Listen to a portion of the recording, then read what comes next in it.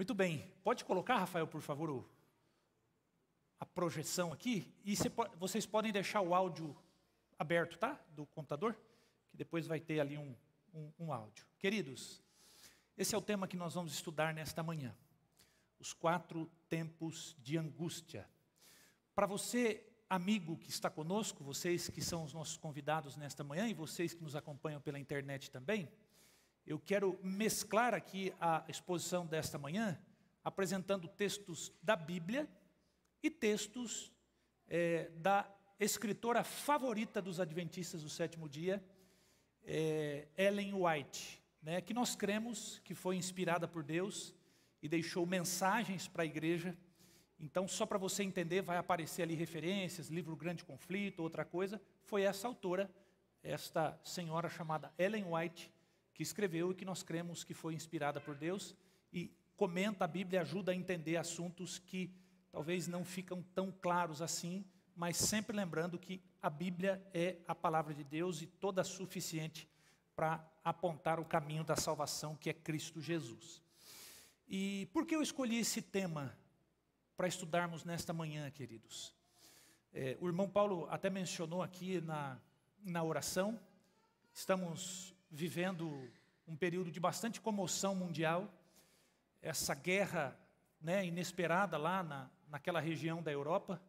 A gente está acostumado a ver conflitos no Oriente, mas ali na Europa não é tão comum assim, né? E mexe com a gente, e há ameaça de tantas outras coisas.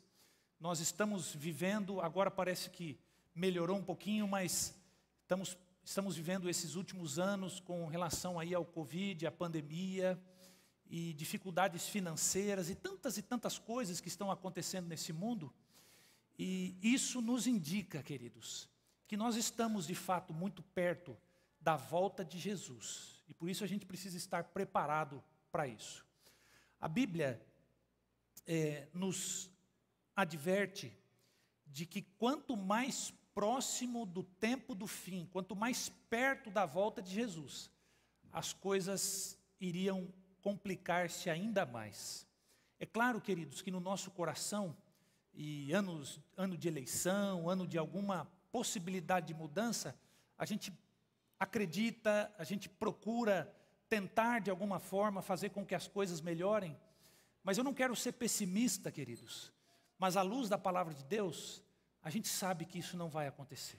Claro que a gente tem que tentar fazer o melhor, a gente tem que buscar o melhor para a gente, para a nossa cidade, para o nosso estado, para o nosso país, mas nós sabemos que quanto mais perto Jesus estiver da sua vinda, as coisas irão se complicar ainda mais.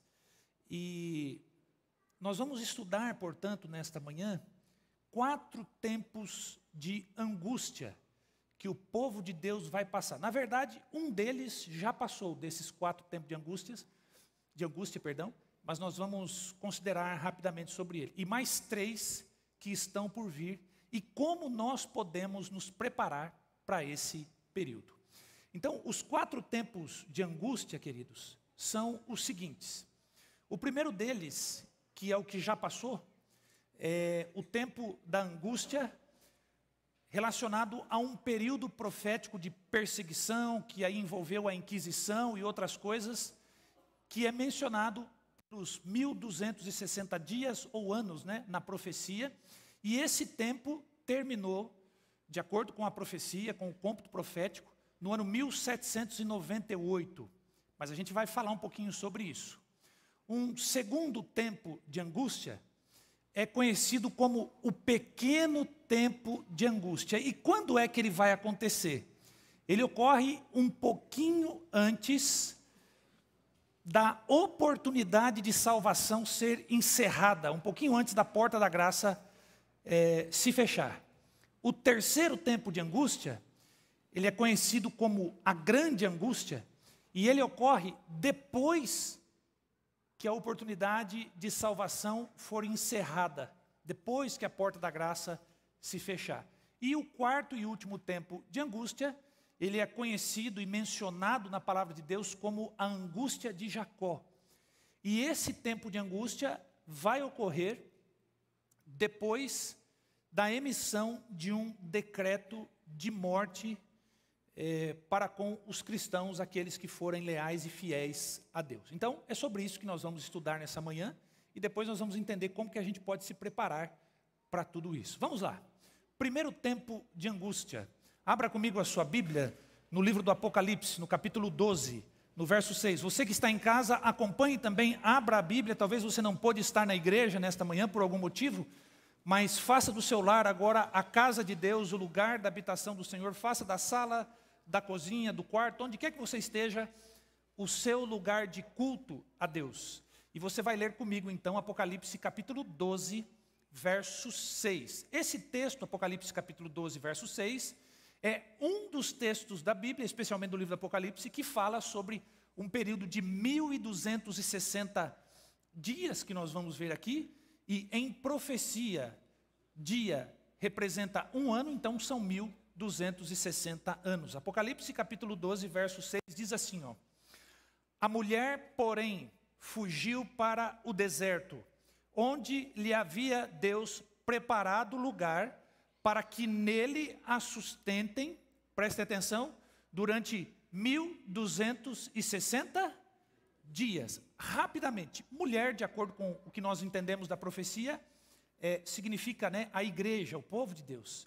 Deserto é um lugar, de acordo com a profecia, em que há uma habitação escassa de pessoas, tem pouca gente morando, vivendo. E ali foi preparado um lugar para que os descendentes, os cristãos, fossem sustentados durante 1260 dias. Um dia em profecia representa um ano, portanto, 1260 anos.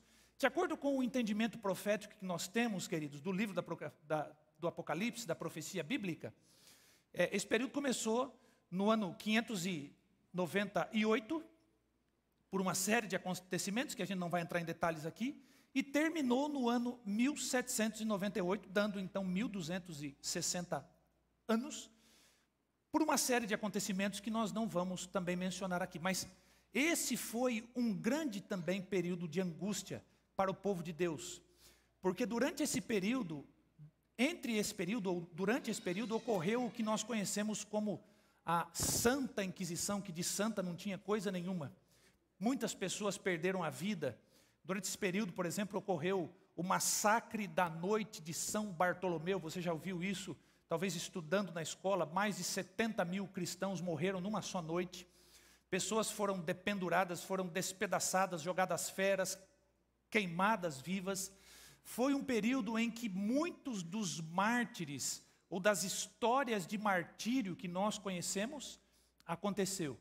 São histórias, queridos, de pessoas que foram fiéis a Deus até o fim, deram a sua vida, porque se negavam declarar o imperador, principalmente da época, como uma espécie de Deus, ou fazer sacrifícios. Procura na internet, você que está assistindo em casa, procura depois também, histórias dos mártires. Você vai encontrar uma porção delas, e todas elas, né, porque tem os mártires modernos também, mas essas mais antigas ocorreram durante esse período. Então, foi um período, queridos, em que a igreja foi perseguida. Muitas pessoas deram a sua vida por amor ao Evangelho. Sabe, queridos, a gente tem muito que aprender com esse período da história. Porque pessoas deram a sua vida simplesmente por não negar a Jesus. Eram levadas diante de plateias, de coliseus, de pessoas, e eles diziam assim: nega Jesus e você está livre. E ela fala: não, eu sou cristão, eu sou cristã. Hoje, queridos, a gente nega muitas vezes a Cristo de uma forma em que a nossa vida não está sendo exigida. Imagina se a nossa vida estivesse sendo exigida. Então a gente tem muito que aprender com esse período. Pessoas deram a sua vida porque se recusaram negar o seu Salvador. E às vezes a gente acaba negando numa página de Facebook, no status do WhatsApp, ou numa conversa, numa roda de amigos, contemplando as coisas desse mundo. Então a gente precisa aprender com esse tempo, queridos, para nós sermos mais leais e fiéis a Deus. Então esse é o primeiro tempo de angústia. O segundo, a referência bíblica é essa que está aí, Apocalipse capítulo 14, e agora nós vamos ler os versos 9 a 12. Que tempo de angústia é esse? Presta bastante atenção, abra aí, encontra o texto aí na Bíblia. Se você está acompanhando com a leitura no celular também, não tem problema, mas acompanhe a leitura. Apocalipse capítulo 14, nós vamos ler agora os versos 9 a 12. Aqui, o contexto é a mensagem do terceiro anjo. Apocalipse capítulo 14 apresenta 3 mensagens angélicas, 3 mensagens mundiais, 3 mensagens de advertência ao povo de Deus e aos habitantes deste mundo. Então tem a primeira, a segunda, a terceira é a que nós vamos ler agora, está escrito assim, ó. Seguiu-se a estes, ou seja, aos 2 anjos anteriores, outro anjo, o terceiro, dizendo, em grande voz, urgência, mensagem importante, se alguém adora a besta e a sua imagem, e recebe a sua marca na fronte ou sobre a mão, também esse beberá do vinho da cólera de Deus, preparado sem mistura do cálice da sua ira, e será atormentado com fogo e enxofre, diante dos santos anjos e na presença do Cordeiro. Verso 11, a fumaça do seu tormento sobe pelos séculos dos séculos, e não tem descanso algum, nem de dia nem de noite, os adoradores da besta e da sua imagem, e quem quer que receba a marca do seu nome. E aí o verso 12 termina dizendo assim, aqui está a perseverança dos santos, os que guardam os mandamentos de Deus e têm, ou melhor, os que guardam os mandamentos de Deus e a fé em Jesus. Então presta atenção numa coisa que a Bíblia está dizendo para você e para mim.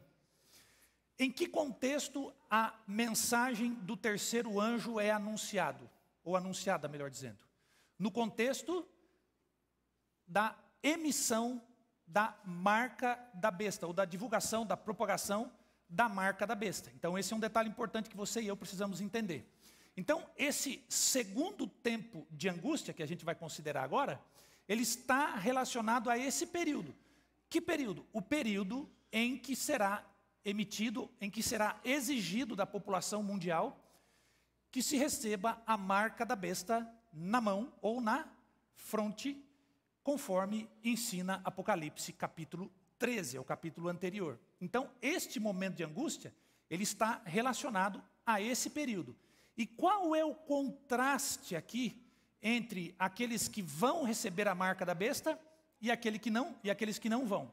O verso 12 menciona, aqui está a perseverança dos santos, os que guardam os mandamentos de Deus, ou seja, os mandamentos de Deus são colocados aqui, mencionados aqui nesse ponto, para contradizer a emissão do decreto ou da marca da besta. Então, a marca da besta que será em breve sugerida e imposta para toda a nação que existe no mundo, ela está em oposição à lei de Deus e à fé em Jesus. Então é nesse contexto. E a ideia é, quem é que vai ser fiel a Deus, a sua lei, aos seus mandamentos, ou quem é que vai receber a marca da besta? A gente não vai falar sobre a marca exatamente, mas ela está relacionada à oposição à lei de Deus. Então é nesse momento que surge o segundo período de angústia. Então aqui tem um texto que eu quero ler com vocês. Ele está no livro Primeiros Escritos, nas páginas 85 e 86. Uma White, inspirada por Deus, escreveu assim, ó, o início do tempo de angústia não se refere ao tempo em que as pragas começarão a ser derramadas. Você sabe que o livro do Apocalipse fala sobre 7 pragas. E esse tempo de angústia não está fazendo referência, portanto, ao momento em que as pragas serão derramadas, mas a um breve período, pouco antes, enquanto Cristo está no santuário. Nesse tempo, presta atenção, enquanto a obra de salvação está se encerrando, tribulações virão sobre a terra, as nações ficarão iradas, embora contidas, para não impedir a obra de quem? Do terceiro anjo, que a gente acabou de ler. E qual é a obra do terceiro anjo? É um apelo para que não aceitem a marca da besta, entendem? Então, nesse período ainda, queridos, o próximo texto vai deixar mais claro, ainda há oportunidade de salvação. Veja, há um período de tribulação, As coisas vão se intensificar e complicar-se ainda mais, mas a obra do terceiro anjo vai estar avante, a pregação, o apelo, para que não aceitem a marca da besta, pelo contrário, sejam leais e fiéis à lei de Deus. Então, ainda há oportunidade de salvação. E ali o texto continua dizendo assim, ó, a semente foi semeada, e agora brotará e frutificará nesse período. As publicações distribuídas pelos missionários têm exercido sua influência. Todavia, muitos que ficaram impressionados foram impedidos de compreender completamente a verdade ou de lhe prestar obediência. Faz quantos anos, queridos, por exemplo, que nós estamos entregando os livros missionários? Todo ano a gente entrega. Dia 9 de abril a gente vai entregar de novo. A igreja já fez um plano para comprar os livros, você tem sido informado sobre isso, e nós vamos distribuir. Quanta gente, queridos, pega o livro da sua mão, ou da caixinha do correio que você deixa, e coloca num lugar e deixa lá. Mas nesse período, eles vão se lembrar da mensagem que receberam. E o livro desse ano ainda fala exatamente sobre as 3 mensagens angélicas. Você precisa ler, você precisa, de alguma forma, tentar, de acordo com as suas condições, adquirir o maior número de livros para a gente impactar Itu com esta mensagem, porque ela é muito importante para o tempo que nós estamos vivendo. Então as pessoas vão pegar esses materiais, mensagens que ouviram pela internet, pela pregação na igreja, lá de porta em porta sendo pregado, elas vão lembrar dessa mensagem. E aí o texto continua dizendo assim, ó, agora os raios de luz penetram por toda parte, a verdade é vista em sua clareza, e os leais filhos de Deus cortam as ligações que os têm retido. Laços de família, relações na igreja, são impotentes para os deter agora. A verdade é mais preciosa do que tudo mais. Apesar das forças arregimentadas contra a verdade, grande número se coloca ao lado do Senhor. Isso está escrito no livro Grande Conflito, na página 612. Então perceba, esse período de angústia, ele ocorre um pouquinho antes, claro, da volta de Jesus, mas um pouco antes de Jesus encerrar o seu ministério de intercessão no céu. Porque nesse momento é dada a oportunidade final para todos os habitantes deste mundo, para eles escolherem quem de fato irão servir. Se vão ser fiéis a Deus, aqui está a perseverança dos santos, os que guardam os mandamentos de Deus e a fé em Jesus, ou se vão se contentar em receber a marca da besta, então vão se posicionar de fato. De que lado estão? Dentre esse grupo enorme de pessoas, que isso está relacionado a todo mundo, existem aqueles que você já pregou, para quem você já pregou o evangelho. Você já deu estudo bíblico, você já deu livro, você já convidou para alguma coisa, e pessoas que conheceram a verdade, mas não se familiarizaram totalmente com ela ou não aceitaram. Vai chegar o dia que elas vão tomar a decisão. Um sim para sempre ou um não eternamente também, mas vão se posicionar. Então, esse é um período e a angústia que isso trouxer vai levar as pessoas a tomar ou não essa decisão. Aí nós partimos então para o terceiro tempo de angústia, queridos. E esse é mencionado num outro livro da Bíblia, profético também, na sua segunda parte, que é o livro de Daniel. Daniel capítulo 12, você vai ler comigo o verso 1. Daniel capítulo 12, verso 1. Presta atenção o que esse texto diz. Daniel 12, verso 1, ele diz assim, ó. Encontrou aí? Nesse tempo se levantará Miguel, o grande príncipe, o defensor dos filhos do teu povo, e haverá tempo, como? De angústia, qual nunca houve desde que houve nação até aquele tempo. Mas naquele tempo será salvo o teu povo, todo aquele que for achado inscrito no livro. Você conseguiu entender o que o profeta Daniel está dizendo aqui para você nesta manhã? Que haverá um determinado tempo em que surgirá um período de angústia, e é um tempo de angústia como nunca houve. Então a gente acabou de mencionar há pouquinho o período dos 1260 anos, em que pessoas foram perseguidas, foram mortas, depuseram a sua vida no altar do Senhor como sacrifício. A gente mencionou esse pequeno tempo de angústia agora, falando desse período um pouco antes do ministério de intercessão de Jesus encerrar-se no santuário celestial. Agora, o profeta Daniel, no capítulo 12, que nós acabamos de ler aqui no verso 1, ele diz assim que vai surgir, vai chegar um momento que haverá angústia qual nunca houve. Então, se esses tempos são terríveis, esse aqui vai ser pior. Vai ser pior. Mas aqui ele dá uma esperança, daqui a pouquinho a gente vai falar sobre essa esperança também. O que acontece aqui, queridos? O que marca, então, esse tempo de angústia, esse terceiro tempo, ou terceiro grande tempo de angústia? Vamos lá. O Miguel, que é mencionado aqui, para os irmãos que já são familiarizados com a palavra de Deus, Miguel, você sabe que é o nome de Jesus. E ele aparece na Bíblia 5 vezes. E todas as vezes que o nome Miguel aparece na Bíblia, ele está em oposição a Satanás, direta a Satanás. Miguel é uma pergunta no hebraico. Quem é igual a Deus? Esse é o significado do nome Miguel. Ou aquele que é igual a Deus. Então, aquele que é igual a Deus está sempre em oposição a Satanás para lutar por você e para lutar por mim, e louvado seja Deus por isso. Então, esse Miguel, que está em oposição contra Satanás, o texto diz assim que ele se levanta, o grande príncipe, o defensor dos filhos do teu povo. O que isso significa?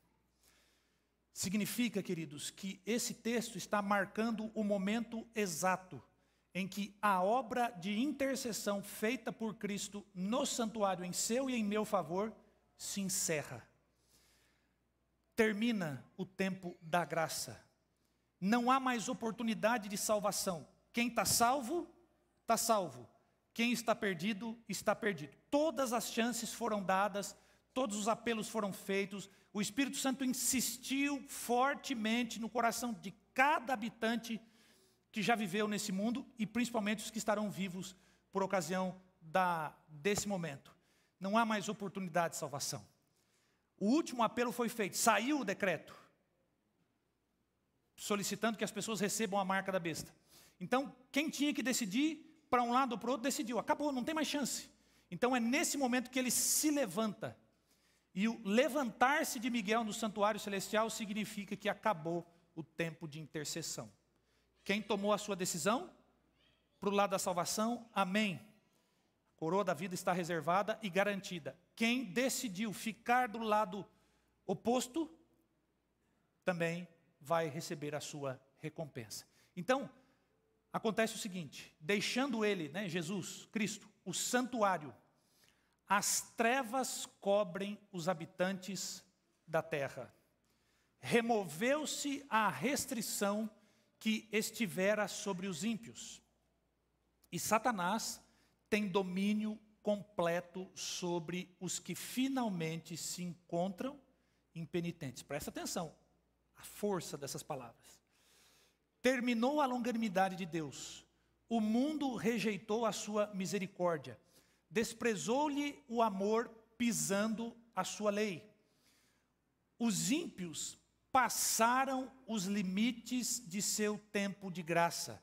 O Espírito de Deus, persistentemente resistido, foi por fim retirado. Satanás mergulhará então os habitantes da terra em uma grande angústia final. Ao cessarem os anjos de Deus de conter os ventos impetuosos das paixões humanas, ficarão às soltas todos os elementos da contenda. O mundo inteiro se envolverá em ruína. Nós estamos assustados, com o que está acontecendo na Ucrânia e na Rússia, Aquela região ali, na verdade. Isso assusta a gente. Há pouco tempo a gente se assustou com aquela invasão do Talibã no Afeganistão, aquele negócio todo. A gente se assustou em setembro de 2001, quando caíram as torres lá nos Estados Unidos, em Nova York. E tantas coisas que têm acontecido. A gente está apavorado quando começou essa pandemia e ainda continua com medo de tudo isso. Mas o negócio vai ser pior ainda, queridos. Pastor, você está muito trágico hoje, trazendo notícia muito ruim, mas calma aí, aguenta aí. É isso que a profecia diz, queridos. Que esse mundo não tem mais solução, humanamente falando. Apenas soluções divinas. E é assim na nossa vida. Solução divina, que permanece por toda a eternidade. Então esse será um período de grande angústia e de grande dificuldade. E queridos, a gente precisa pensar nessas coisas. Porque senão a gente fica que nem a cigarrinha da história do irmão Gislândio. Deu trabalho ali, irmão Gislândio. Criançada. Mas senão a gente fica que nem a cigarrinha da história do irmão Gislândio que ele contou. Sentada, tocando violão, achando que nada vai mudar. A gente precisa ficar atento a essas coisas. O que vai acontecer com os santos, os vivos, os que estiverem vivos por ocasião desse período, queridos? Primeira coisa, muitos serão poupados. 2 textos. Muitos serão levados a repousar antes que a prova de fogo do tempo da tribulação venha ao nosso mundo. Muitos pequeninos hão de ser levados ao descanso antes do tempo de angústia. Ninguém, absolutamente ninguém, a menos que esteja com algum problema emocional, quer ver a morte de uma pessoa querida, de uma pessoa próxima. Ninguém quer ver.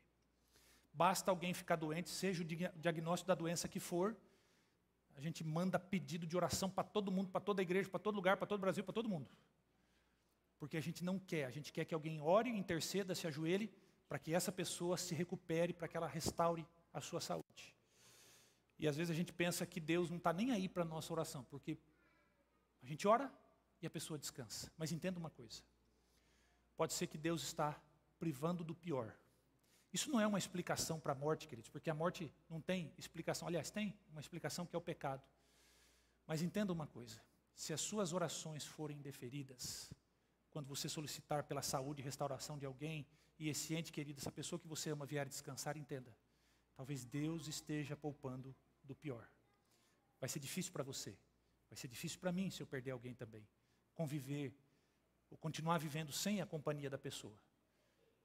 Mas é provável que Deus esteja poupando essa pessoa, para que ela não passe pelo tempo da tribulação. Mas pastor, se está poupando ela, por que não poupa eu também? Porque Deus confia em você. Se você não for poupado, você sabe que você vai suportar. Porque se você não for suportar, Ele ia tirar, ou permitir que a sua vida fosse tirada também, para você não passar por isso. Lembre-se sempre disso. E os que não morrerem, o que vai acontecer com eles? Grande conflito.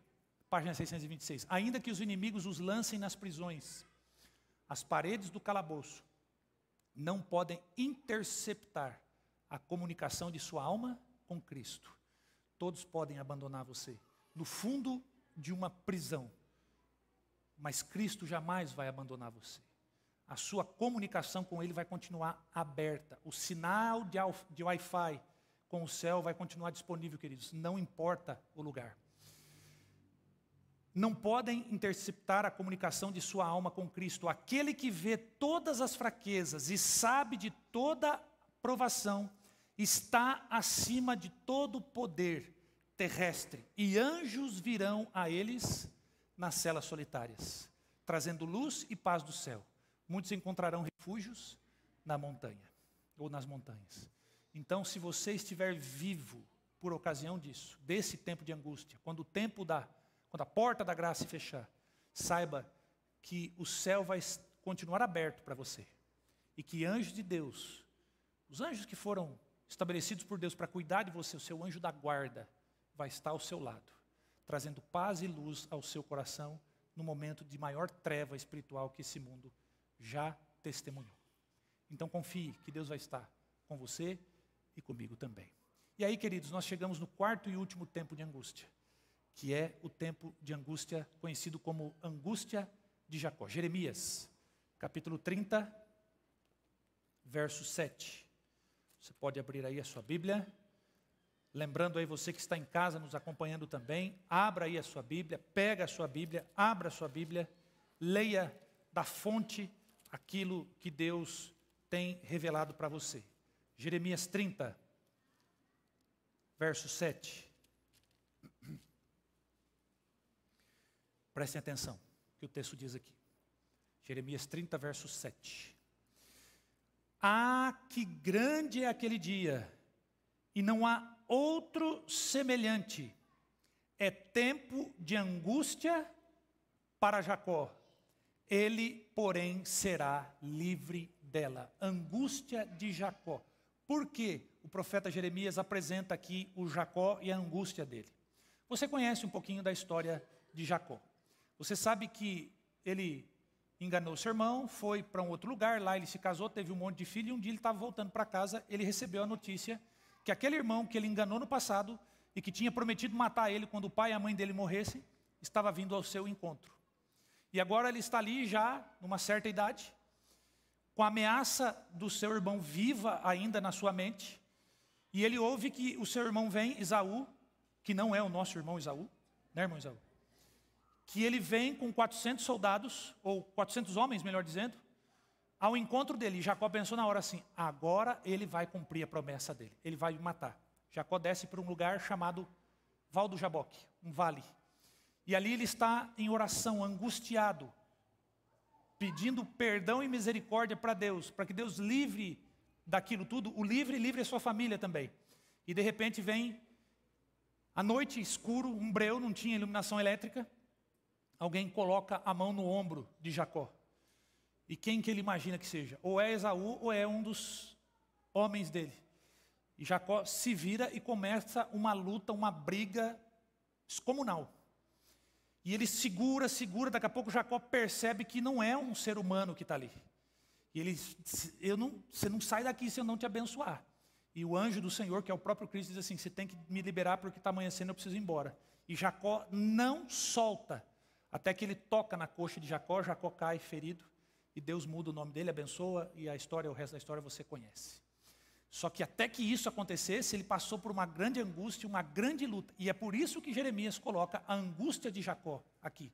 Porque foi um período terrível para esse patriarca do povo de Israel. Levou Jacó ao medo naquele momento. Medo de perder a vida, medo de sua família ser morta, medo de não estar em comunhão com Deus, de não ter a sua vida resolvida diante de Deus, né? E agora, aplicando esse texto ao período em que essa angústia sobrevirá ao povo de Deus, o irmão White, inspirado por Deus, escreveu assim, ó, estas pragas, vejam, agora as pragas, ou as 7 pragas já estão caindo.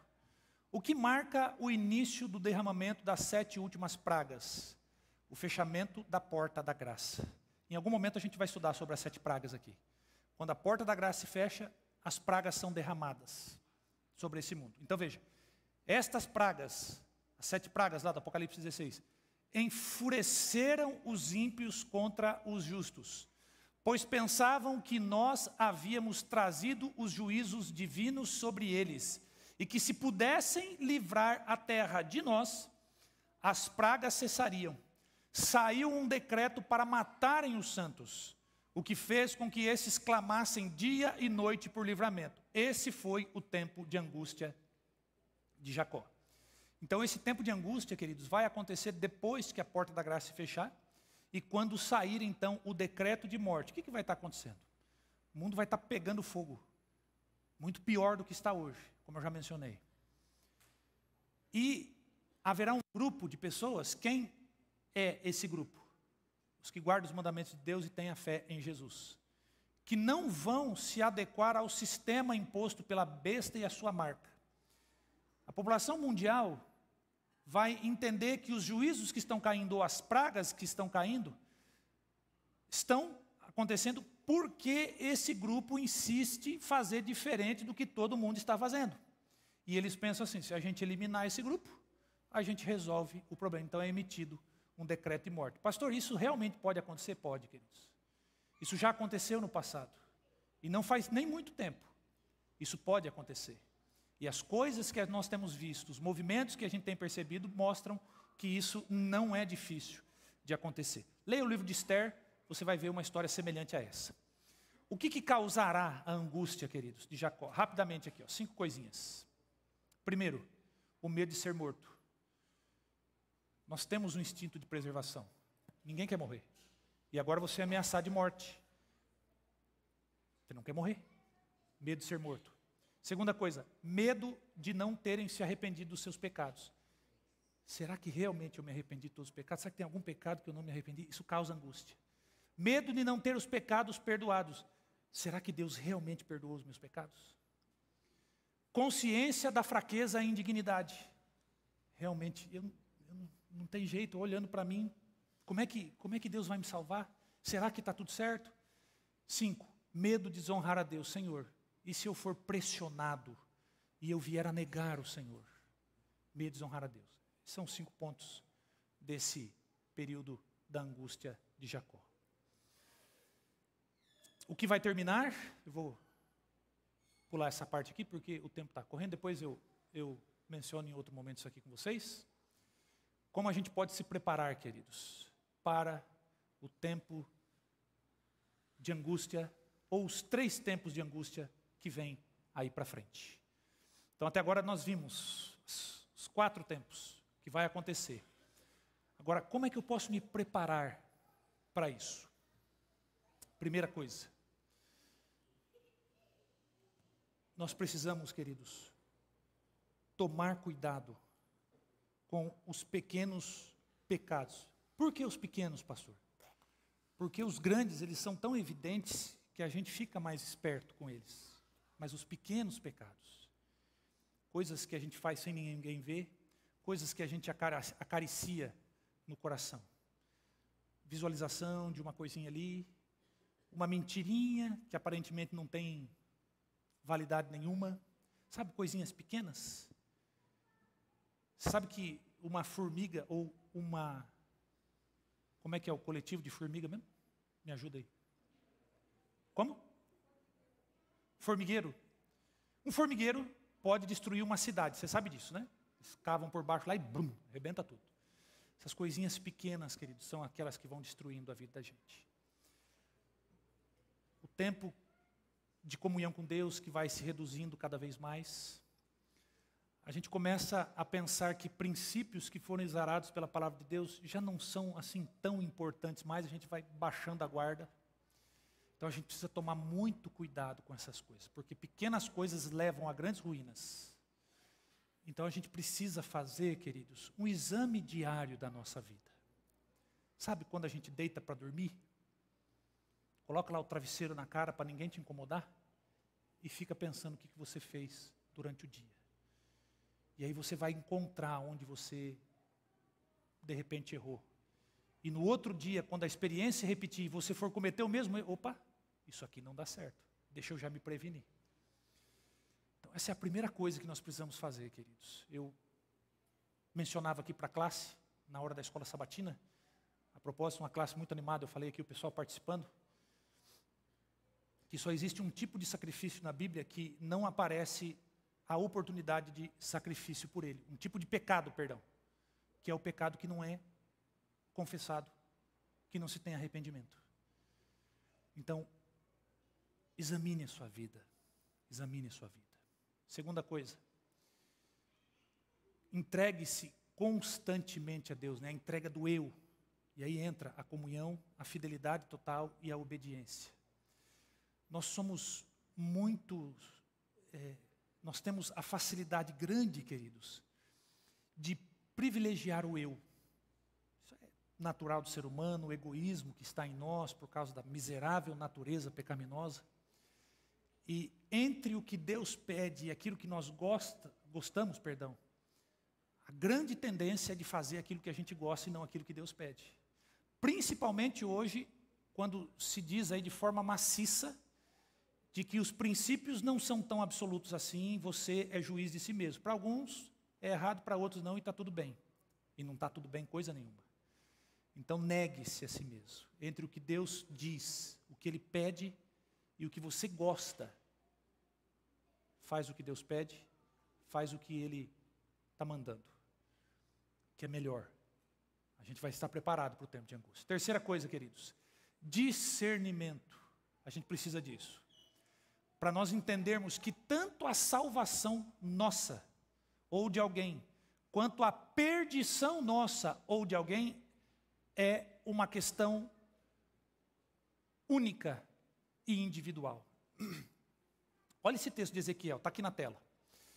Tão certo como eu vivo, diz o Senhor Deus, ainda que Noé, Daniel e Jó estivessem no meio dela, no meio ali de Jerusalém, não salvariam nem seu filho nem sua filha. Pela justiça salvariam apenas a sua própria vida. Eu conheço muita gente que saiu da igreja, não aqui de Itu ainda, porque não deu tempo da gente conhecer muita gente ainda, mas em muitos lugares que eu passei. Mas tem aqui em Itu também, tem em todo lugar. Que saíram da igreja porque disseram assim, o irmão fez isso ou deixou de fazer aquilo outro. Já ouviu gente assim? Colocando a culpa no outro? Vou dizer uma coisa para você. Se você está pensando em se afastar da igreja, se afastar de Deus por causa do irmão A, do irmão B, do irmão C, do D, do FZ, isso não cola no dia que Jesus voltar, tá? Quando Jesus aparecer nas nuvens do céu e dizer, Senhor, foi por causa do irmão fulano de tal.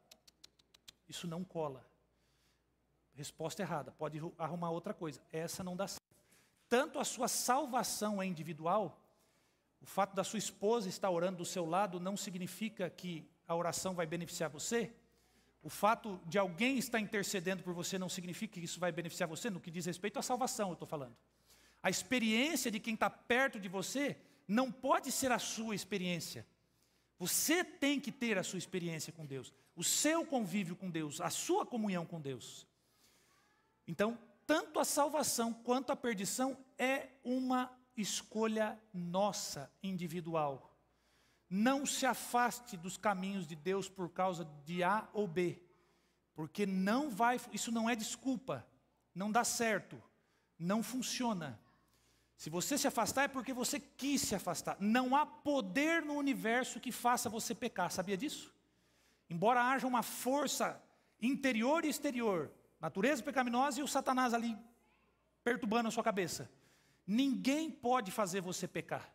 Se você não escolher, você não peca. Entende? Então a salvação e a perdição é individual, é uma escolha nossa, queridos. Isso você precisa entender, eu preciso entender, para nos prepararmos para o tempo de angústia. Quarta coisa, queridos, estamos terminando. Estar em comunhão com a irmandade da igreja. Texto de Hebreus, capítulo 10, versos 24 e 25, está aí na tela. Consideremo-nos também uns aos outros para nos estimularmos ao amor e às boas obras. Não deixemos de congregar-nos, como é costume de alguns, antes façamos admoestações, e tanto mais, o que diz o restante do verso? Quanto vedes que o dia se aproxima. A volta de Jesus, o dia está se aproximando? Sim ou não? Então é nesse tempo que você precisa congregar. Deixa eu dizer uma coisa para você. Essa pandemia tem sido usada como desculpa para muita gente não vir mais na igreja. E eu entendo perfeitamente, queridos, que todos os protocolos de saúde foram tomados para preservar a gente. Só que o que eu não entendo é que se eu posso ir no outro lugar, estar no meio de gente, de festa, na praia, fazendo um monte de coisa, por que eu não posso estar na igreja? Só tem Covid na igreja? Não tem em outros lugares? Entendeu? Então deixa eu dizer uma coisa para vocês. Tudo que é de ruim nesse mundo tem algo de bom para nos ensinar. Ou de terrível para nos mostrar com relação ao nosso caráter. E alguns têm usado, não, eu não vou por causa disso, por causa daquele outro. Tudo bem, eu entendo. Mas então também não vai trabalhar, não vai fazer outra coisa. Toma cuidado, põe sua máscara. Não adianta você vir e ficar com a máscara aqui. Né? Seu pescoço, sua orelha não é porta-máscara. Passa álcool, toma cuidado, vem. Mas, gente, muita gente já queria ter saído. E não encontrava um motivo para sair. Agora encontrou o motivo. Mesmo antes da pandemia, queridos, quantas vezes culto de quarta-feira e de domingo, de sábado o povo até vem, porque às vezes não tem o que fazer em casa. Nossa, eu vou na igreja, pelo menos passa a hora que eu não aguento esse sábado. Muita gente pensa assim, infelizmente. Mas de quarta e domingo você pode fazer outra coisa, muitos não têm escolhido estar na igreja. Onde que você está na quarta, no domingo? Se não estiver trabalhando ou não estiver na escola? Ou não está na escola? Por que a igreja está aberta e você não está aqui? Você já parou para pensar nisso? A recomendação bíblica, isso aqui não é o pastor Rubens que está falando, não deixemos de congregar-nos, quanto mais vedes que o tempo se aproxima, o dia se aproxima. É gostoso quando a igreja está cheia ou quando a igreja está vazia? Quando a igreja está cheia. Você vem numa quarta-feira, tem um monte de gente, se anima, e é animado pelo outro. Agora, se você não vem, o outro não vem, ninguém vem, vem um ou dois ou três, nossa, tá aquele negocinho, aquela... Gente, em nome de Jesus, aproveita isso. Você já viu o que é ficar sem igreja. A gente sempre falou, né? Um dia as portas da igreja vão ser fechadas e vai fazer falta. Mas a gente nunca tinha vivido isso, agora a gente viveu isso. Internet, espetacular, meio de pregação do evangelho, tremendo. Eu fiz centenas de lives.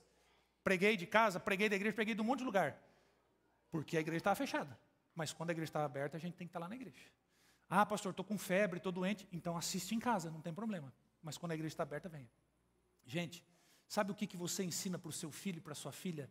Quando você fica de quarta-feira em casa, no domingo em casa, ou por causa da pandemia, mas você sai para trabalhar na pandemia, ou sai para fazer qualquer coisa na pandemia. Sabe o que você está ensinando para o seu filho? Que a igreja não é importante. Importante é trabalhar, importante é passear, importante é ir na festa, importante é ir na praça, é fazer qualquer coisa. Por quê? Porque está na pandemia, mas meu pai vai trabalhar, minha mãe vai trabalhar, vai estudar, vai na praça, vai na praia, vai num monte de lugar, mas na igreja não vai. Então, em pandemia, a gente só vai em lugar importante.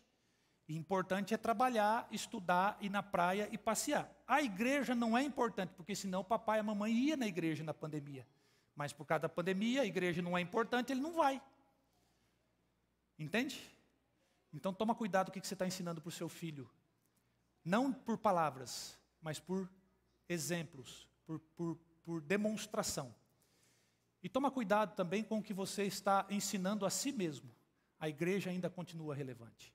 Façais admoestações uns aos outros, quando mais que vedes que o dia se aproxima. Eu falei agora há pouquinho que a gente é muito egoísta, a gente pensa só no nosso bem-estar. Queridos, se eu estivesse em casa agora e abrisse o meu notebook, tem centenas de pastores pregando nesse momento. Um sermão infinitamente melhor do que eu estou pregando aqui agora.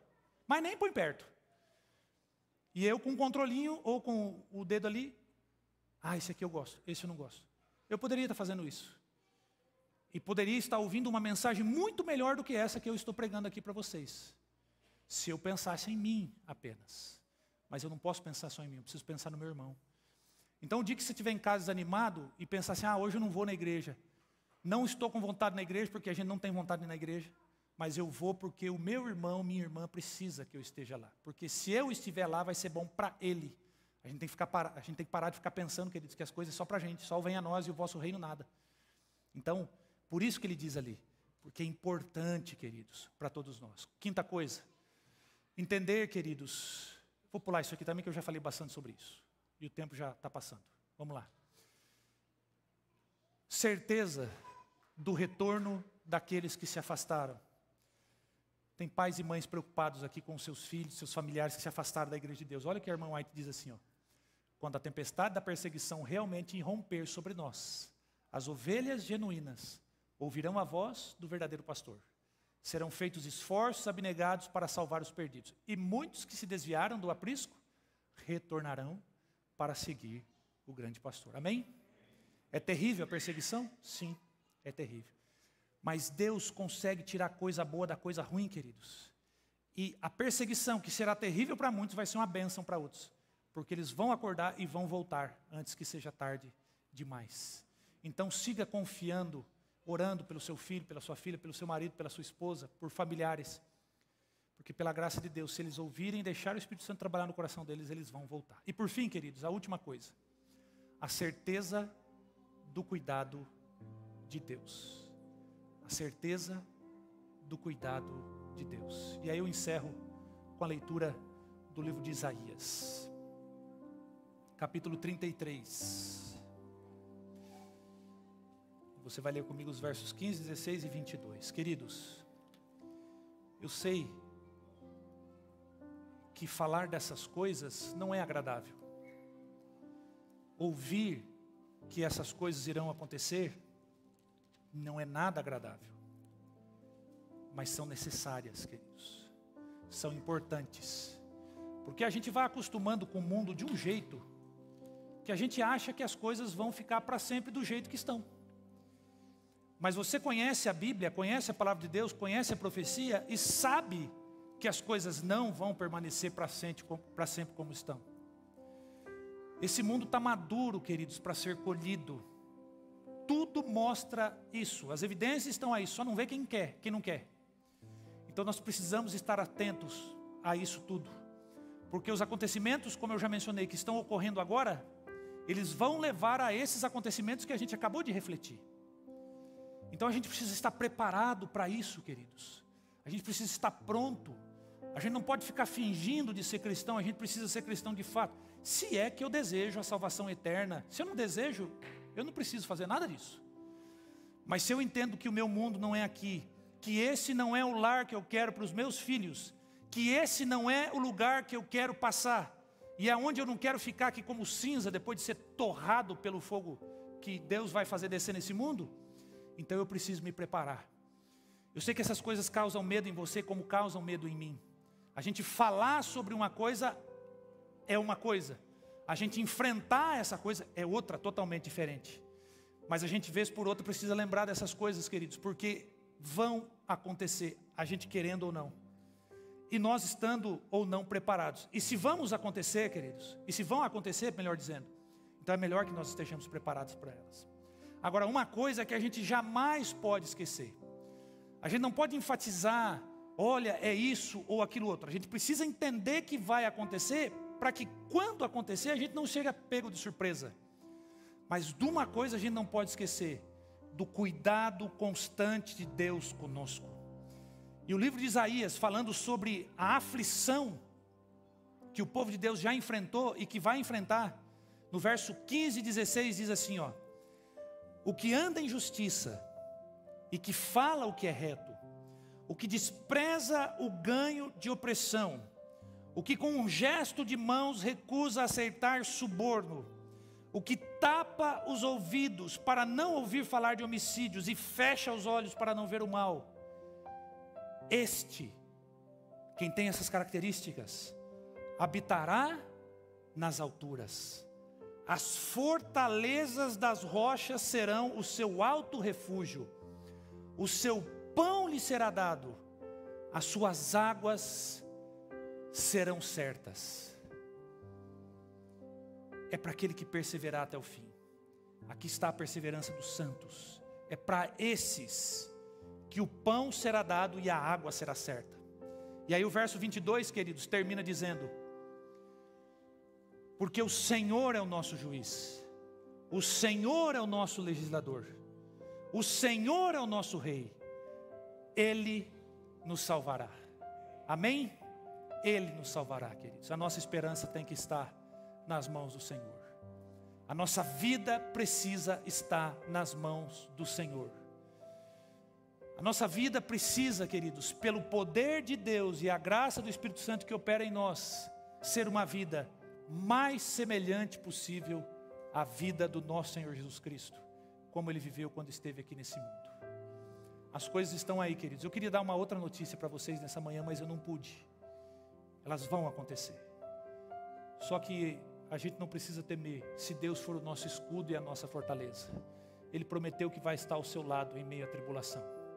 Se prepare para isso. Receba o Senhor todos os dias na sua vida. Permita que Ele habite no seu coração, que Ele te transforme. E viva hoje a companhia que você deseja desfrutar com Ele na eternidade. O Senhor vem, queridos, e nós iremos com Ele em nome de Jesus. Você deseja estar preparado para tudo isso? Se esse é o seu desejo, levante sua mão e diga assim: Senhor, eu quero estar preparado para esse dia. Amém. Deus seja louvado. Coloque-se em pé.